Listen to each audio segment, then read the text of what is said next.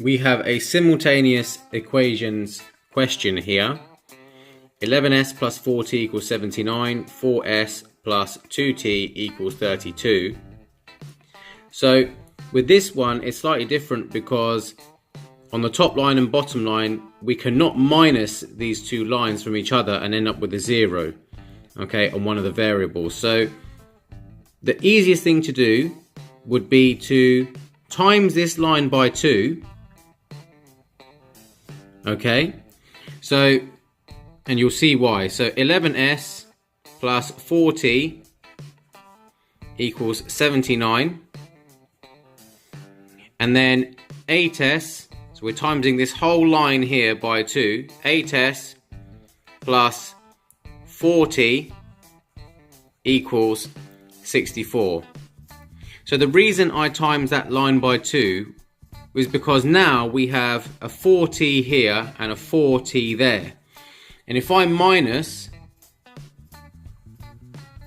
the bottom line now from the top line, I will end up with a 0 on the t's. Okay, so 11s minus 8s equals 3s. 4t minus 4t equals 0. And 79 minus 64 equals 15. At this point, I can figure out that s equals 5. 15 divided by 3 is 5. Okay? So from this point, what I can do is I can take the s equals 5 and I can put it back into one of the original equations. So 4s plus 2t equals 32. We know that s equals 5. So put that into there. S equals 5.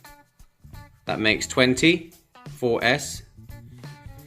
So 20 plus 2t equals 32, which means 2t equals 12. 32 minus 20, which means t is equal to 6.